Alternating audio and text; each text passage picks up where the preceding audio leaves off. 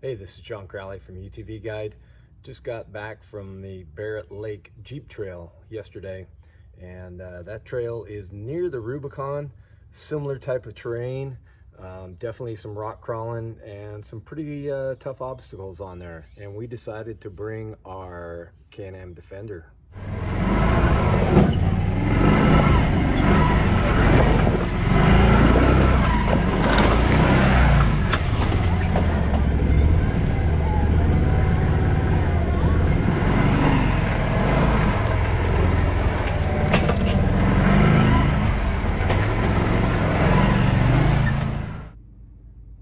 So a utility vehicle isn't really built for rock crawling, but I love to rock crawl and I love to test different types of vehicles out in the rocks. So I decided to do a few things to our Defender to make it a little bit more capable. Last year we took it in on the Rubicon, and we were on 28-inch tires and we were on our belly quite a bit. So I wanted to rectify that, and to do that, I ended up putting some HCR A-arms on this thing, front and rear. And what that does is in the front, it moves those arms forward, and that enables you to put a larger tire on there.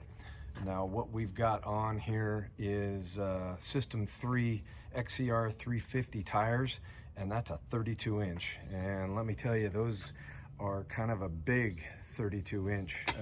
They measure true, if not maybe a little bit bigger. So what that did was give us a whole bunch more ground clearance, as you can see. One mistake I made is I went ahead and with these new arms, I added a little bit of preload to the springs. And I needed to do that because these arms are just a bit wider than the XTP model Defender comes with. So the leverage ratio is a little bit off for these shocks and springs, but I wanted to give it a try. I got the right height set properly in the back, you can see, but in the front I'm a little nose down. And the only problem I had yesterday was on the up travel, the tire here was hitting, and it sounded worse than it really was. It just kind of grabbed this piece and flung it forward, shook it hard enough to I guess take the headlight out of the bulb in there. So got to fix that. But overall, the addition of these large tires made a huge difference. We were able to get up and over some pretty good sized rocks. Everybody in our group had X3s, and there was one Razor with us, and they were all long travel 72-inch ones, and I wasn't slowing anybody down in this rig. And there were some pretty decent spots. So in addition, this Defender has a few more things that we've added that makes it really good in the rocks. We've got a Warn Axon 55S winch. We also added these new KC Flex ERA 3 lights. Didn't really need those yesterday, but they look pretty good.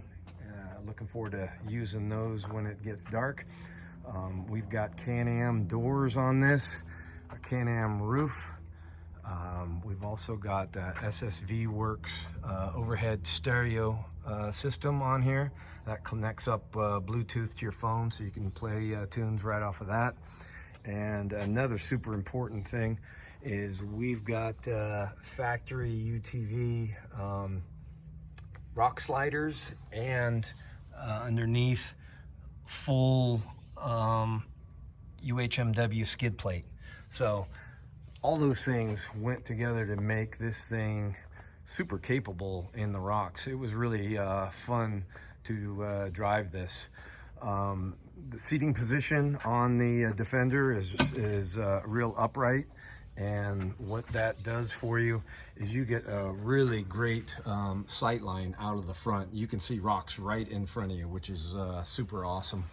The power steering on this is really light. I like a light power steering. Really nice to be able to steer with that. And the other thing is this thing turns on a dime. It is amazing the stuff I was able to go around and sneak through that the bigger long travel cars were having to go up and over. So that definitely was to my advantage as well. So overall, super thrilled with this. Like I said, the one mistake I made is the preload on the front. I've got to get that up in the air a little bit more and we'll be good to go.